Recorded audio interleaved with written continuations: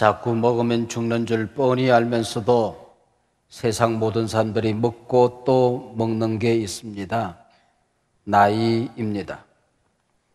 사람이 나이 들면 늙고 병들고 마침내 죽지요. 그래서 사람들은 천천히 늙어보고자 온갖 몸부림을 합니다. 그 옛날엔 불로초 불사약을 찾아서 온 동방천지를 찾아다녔다고도 합니다. 엔티에이징 음식, 엔티에이징 화장품, 엔티에이징 운동, 엔티에이징 의학, 엔티에이징 강연이 인기를 끌고 있습니다. 종편 TV를 틀면 건강 프로그램이 홍수를 이룹니다. 지금은 인생 이모작 시대입니다. 단순히 엔티에이징이 아니라 우리 시니어 시대를 좀 행복하게 지내자, 엔조이 에이징, 인생을 근사하게 마무리하자 하는 강연과 연구들도 많이 있습니다. 교회 시니어 성도들의 과제가 있다고 한다면 어떻게 우리가 말년에 믿음 생활을 잘하고 마지막에 잘 죽어서 주님 앞에 섰을 때에 부끄러움이 없는 삶을 살 수 있을까? 영생하며 하나님과 행복하게 지낼 수 있을까 하는 것입니다. 조선시대 우리나라 사람들의 평균 수명은 35세 정도였다고 합니다. 그리고 해방 이후에는 45세, 1960년대에 이르러 평균 수명 50이 넘어섰습니다. 그러나 지금은 우리나라 사람들의 평균 수명이 80을 넘어서고 있습니다. 너도 나도 9988234 99세까지 팔팔하게 건강하게 살다가 2, 3일 앓다가 하나님 앞에 서는 게 꿈이라지요. 해밍웨이가 말년에 전 세계 여행을 하고 싶어서 이 나라 저 나라 찾아다니는데 문제는 이빨이 없어서 먹는 게 그렇게 어려웠답니다. 일본을 가기 위해서 우리나라를 잠깐 들렀는데 우리 나라에는 이빨 없는 사람도 먹을 수 있는 음식 묵이 그렇게 많더랍니다. 메밀묵, 도토리묵, 청포묵, 황포묵, 밤묵, 올방개묵. 나는 묵이 그렇게도 많은 줄 몰랐어요. 그래서 실컷 묵을 배부르게 먹고 한국을 떠나면서 너무 아쉬워서 책을 한 권 썼습니다. 묵이여 잘 있거라.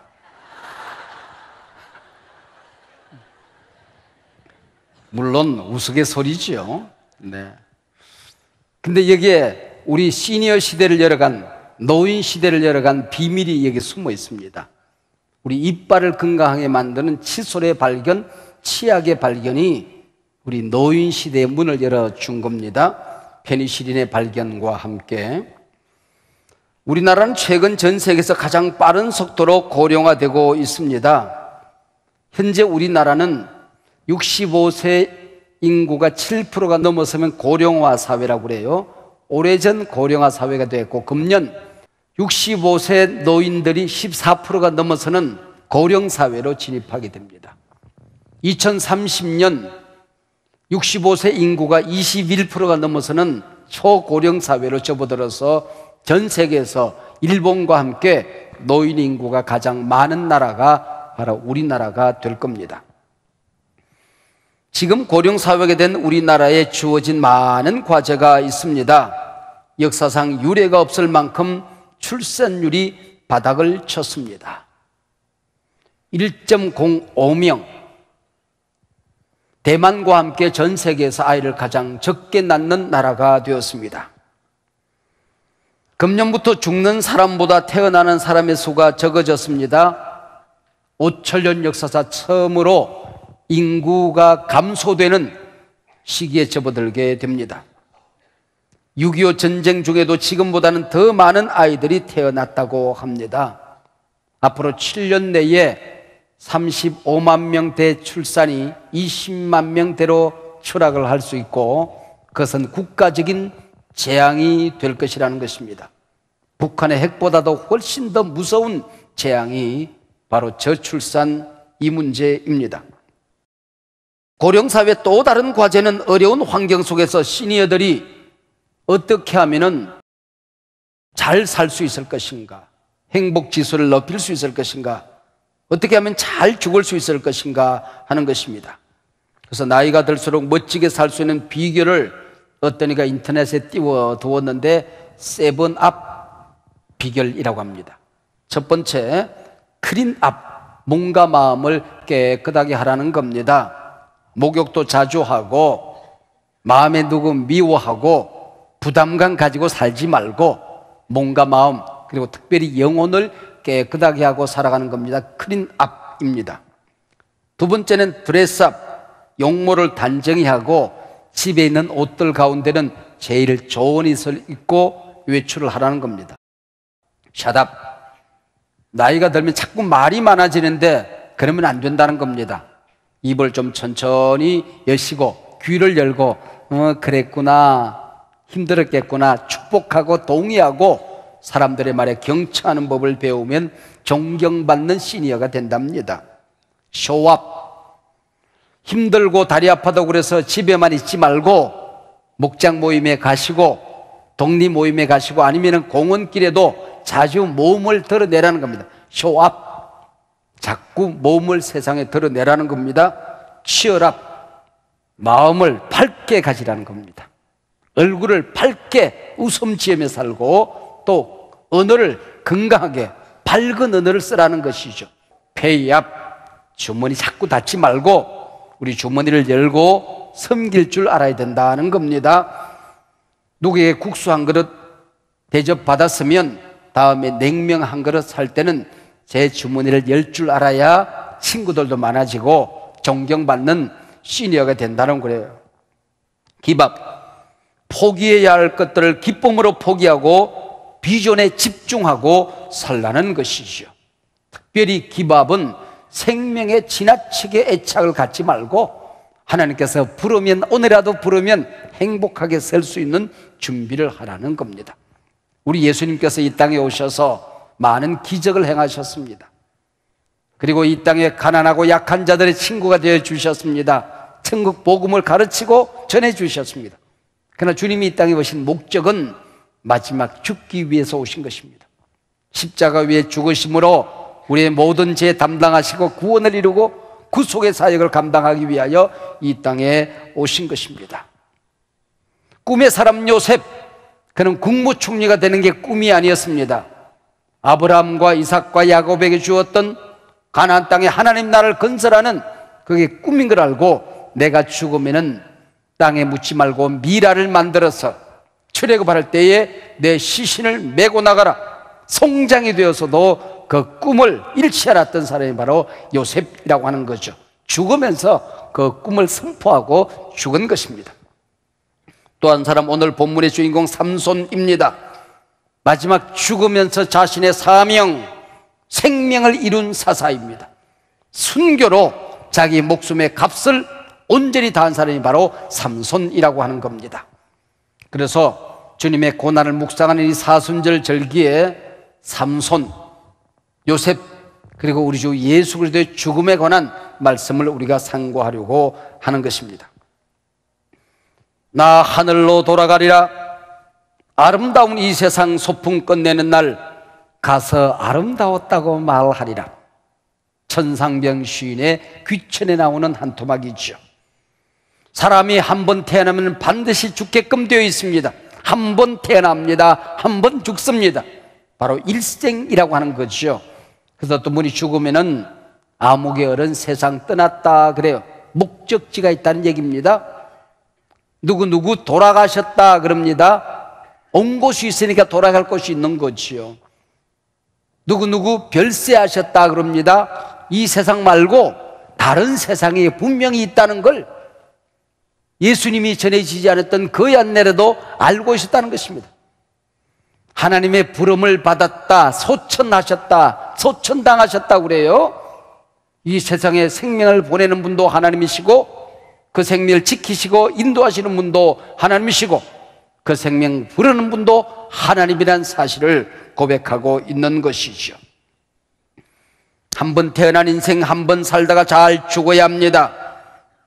여러분, 인생을 잘 마무리한다는 그렇게 쉬운 일이 아니죠. 죽음이라고 하는 것은 우리가 경험해 보지 않은 한 번 경험하면 끝나는 게 바로 죽음이라고 하는 겁니다. 여러분, 죽었다가 다시 살아나려고 하지 말고 편안히 가시길 바랍니다. 여러분, 2번 죽는 것 어려운 일입니다. 한 번 죽는 것도 힘든데 나사로 다시 살아났다. 얼마나 힘들었을까요? 2번이나 죽었으니까. 태양은 동쪽에 뜨고 서쪽에서 집니다. 뜰 때 화려하고 아름답습니다. 서산에 질 때 아름답기 짝이 없죠. 인생도 마찬가지입니다. 태어날 때 온 가족들이 기뻐하고 동리 사람들이 기뻐해 줍니다. 화려한 출발이죠. 그러나 서산에 질 때의 인생을 갈무리하는 그 시간이 훨씬 더 빛나고 아름다울 수 있다고 하는 거죠. 우리 그리스도인들 품위 있게 살다가 품위 있게 늙어 품위 있게 죽을 줄 알아야 하는 겁니다. 성경의 위인들은 죽음의 순간 위대한 축복을 남기고 하나님 곁으로 돌아갔습니다. 야곱은 말년에 그 자손들에게 예언적인 축복을 남기고 죽습니다. 모세는 이스라엘 12지파 자손들을 위해 축복을 남깁니다. 사도 바울은 나의 달려갈 길을 다 달려왔다, 잘 마쳤다, 우리 예수님 십자가 위에서 테텔레스타이 다 이루었다, 주여 하나님 내 생명을 받으시옵소서 주님 앞에 섰던 것이지요. 그러므로 하나님의 자녀들의 죽음은 하나님 아버지와 영원히 함께 가는 새로운 시작이라는 믿음이 우리에게 있어야 하는 거지요. 오늘 내가 이 세상에 마지막 순간을 맞이하면 내 비문에 뭐라고 쓸까? 그러다 제 비문을 한번 만들어 보았어요. 혹시 오늘 밤이라도 내가 가면 이렇게 남겨주시길 바랍니다. 한국 땅에 하나님의 자녀로 태어나 한국과 한국교회를 그토록 사랑하던 한 사람, 한민족 한국교회에 남겨진 기도 제목 품에 안고 또 기도하러 하나님 곁으로 가다. 이게 제 비문이 제가 써놓은 겁니다. 버킷리스트라고 하는 게 있어요. 내가 죽기 전에 돈이 있든 없든 건강이 있든 없든 네가 꼭 이루고 싶은 꿈이 있느냐 한번 써봐라, 그 얘기입니다. 1번, 한소망교회 비전을 이룬 후 아름다운 은퇴 예식 갖기. 2번, 북한의 한소망교회 세워 설교하기. 3번, 청년 청소년이 된 손주들 손잡고 세계 여행하기. 4번, 한국교회 하나 되어 다시 부흥하는 모습 보고 한국교회장으로 장례하기.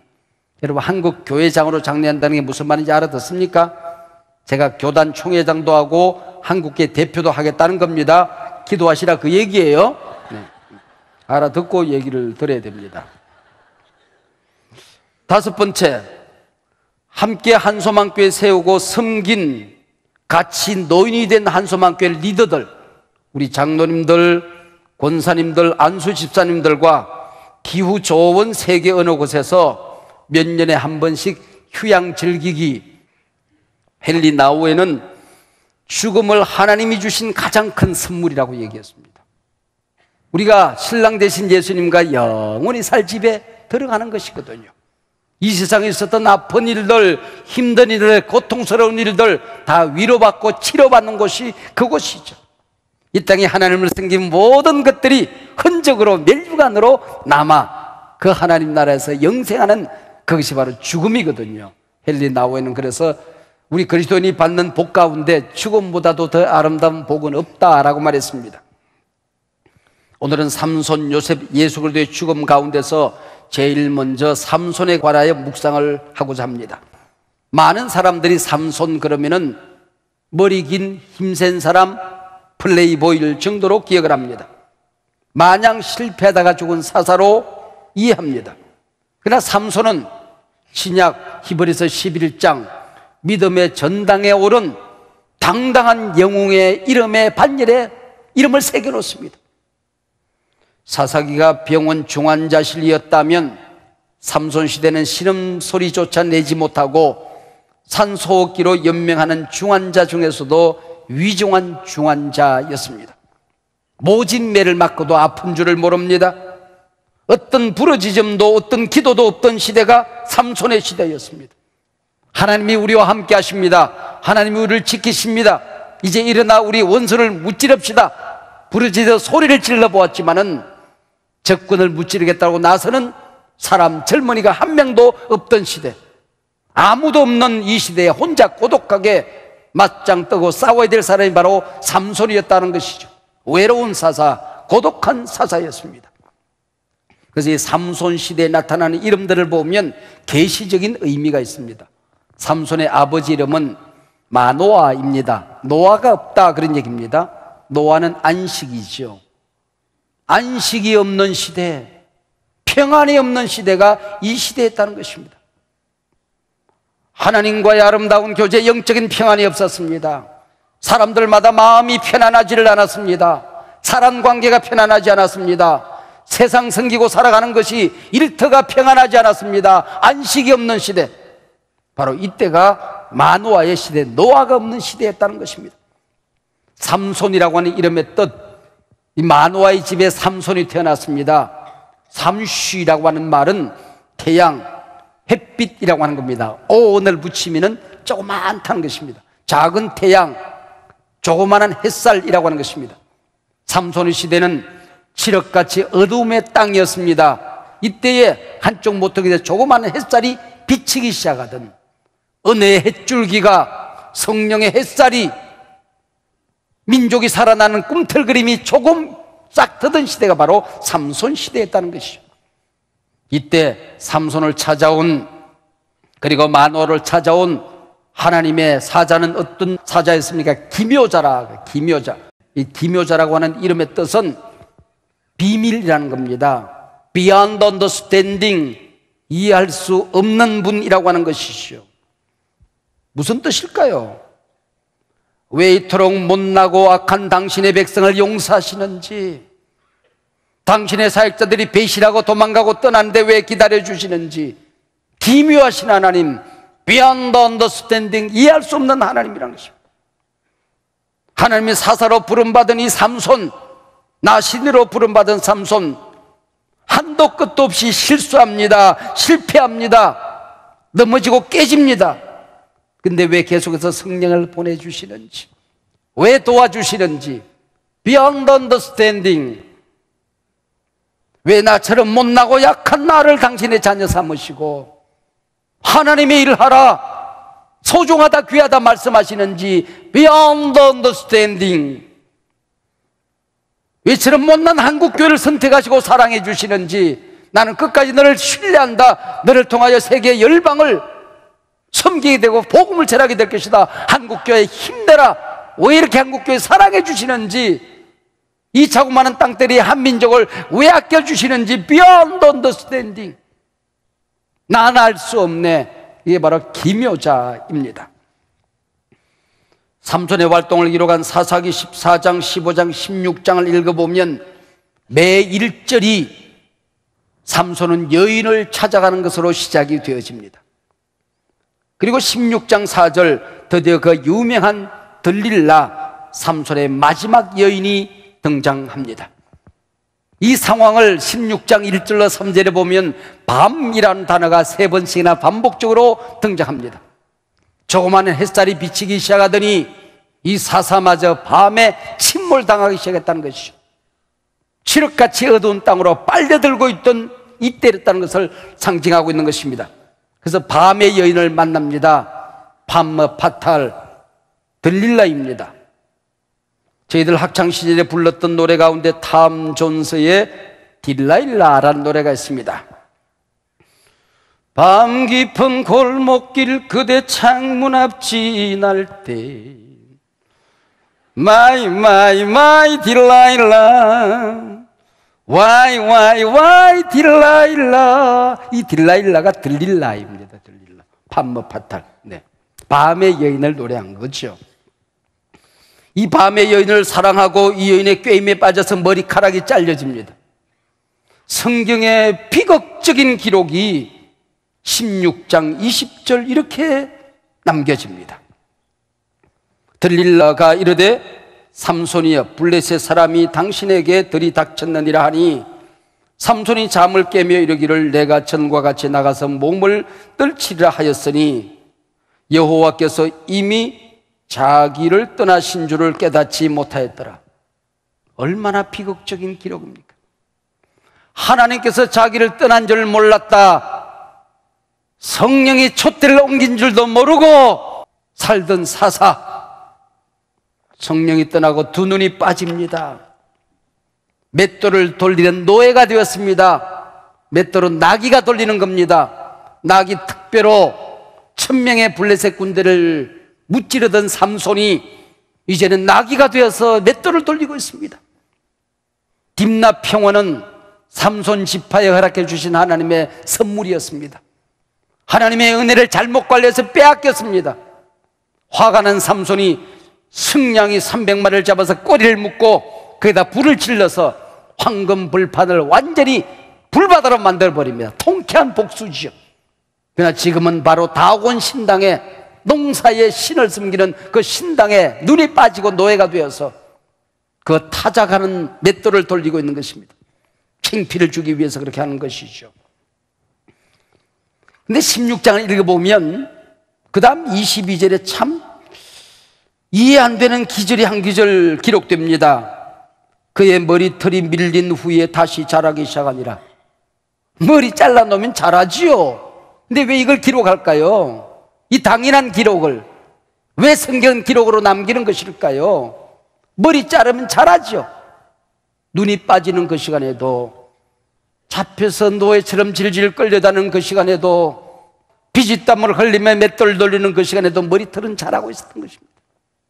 잠자는 그 시간에도, 눈을 뜨는 그 시간에도 머리털은 자라고 있었던 것이죠. 머리털은 성령의 임재, 하나님의 은혜, 삼손과 하는 하나님의 약속을 말하는 것입니다. 여러분이 이 세상에 살아가다가 한 번 넘어졌다고 그래서 그것이 끝이 아닙니다. 내가 하나님을 향하여 고개를 돌리고만 해도 의뢰의 머리털은 지금 자라고 있는 것입니다. 하나님 살려주세요. 입만 열어도 하나님의 임재 머리털은 자라고 있는 것입니다. 모든 것을 다 잃어버리고 처절하게 실패하고 세상 모든 사람의 조롱거리가 되었다 할지라도 하나님 이름 부르면, 돌아오기만 하면, 말씀 붙들면, 무릎 꿇으면, 엎드리면 은혜의 머리털은 자라는 것입니다. 영광의 머리털은 자라는 것입니다. 하나님의 임재의 머리털은 자라는 것이죠. 그걸 말하는 것입니다. 이제 오늘 본문 16장 28절 30절은 그렇게 삼손의 마지막 장면을 기록합니다. 삼손이 여호와께 부르짖어 이르되 주 여호와여 구하옵나니 나를 생각하옵소서. 하나님이여 구하옵나니 이번만 나를 강하게 하사 나의 두 눈을 뺀 블레셋 사람에게 원수를 단번에 갚게 하옵소서 하고, 삼손이 집을 버틴 두 기둥 가운데 하나는 왼손으로 하나는 오른손으로 껴 의지하고 삼손이 이르되 블레셋 사람과 함께 죽기를 원하노라 하고 힘을 다하여 몸을 굽히매 그 집이 곧 무너져 그 안에 있는 모든 방백들과 온 백성에게 덮이니 삼손이 죽을 때에 죽인 자가 살았을 때에 죽인 자보다 더욱 많았더라. 이번만 생사를 건 기도로 자신의 마지막 사사로서의 사명을 감당하게 해달라고 부르짖습니다. 단번에 한 번밖에 없는 목숨 하나님 앞에 올려드립니다. 주여 사사로서의 사명 감당하고 죽게 해주십시오. 독특한 동사들이 여기 등장합니다. 부르짖는다. 하나님의 이름에 지금 매달립니다. 삼손의 이야기 속에 백성들은 한 번도 기도했다는 기록이 없습니다. 삼손이 두 번 기도합니다. 마지막 기도가 오늘 본문입니다. 생각하옵소서. 내가 못나도 하나님 당신이 선택한 사사라는 것을 생각하옵소서. 못나도 하나님의 자녀라는 것을 생각하옵소서. 집사라는 것 생각하옵소서. 한국교회 당신의 몸이라는 걸 기억해 주십시오. 강하게 해 주십시오. 내가 실수할 때도, 넘어질 때도, 여인을 찾아갈 때도 성령이 함께 하시지 않았습니까? 이 순간 하나님 한 번만이라도 성령을 보내 주시옵소서. 그리하여 사명 회복하고 원수 같게 해주십시오. 내가 죽겠습니다. 내 죽음과 함께 이 블레셋의 모든 방백도 죽게 해주십시오. 그 얘기입니다. 그리고 왼손으로 기둥 두 개가 붙어 있었던가 봐요. 중심을 잡고 있는 기둥이. 한 손으로는 이쪽에, 또 오른손은 기둥을 잡고는 몸을 굽혀서 기둥을 뽑아버리는 것입니다. 삼손이 평생 죽인 원수들보다도 이 한 번에 죽인 원수들이 더 많았더라. 모든 임금과 방백들이 그 자리에 다 죽게 되는 것이죠. 삼손은 마지막 죽으면서 당신의 사명을 감당한 사사였습니다. Well living, well dying. 하나님의 자녀들이 이 땅에 태어나 잘 살다 잘 죽어야 합니다. 잘 사는 일도 어렵고 잘 죽는 일도 결코 쉬운 일 아니죠. 항상은 최후와 통하게끔 되어 있습니다. 여러분이 항상 무엇을 생각합니까? 그게 여러분의 최후예요. 무엇을 위해서 항상 사십니까?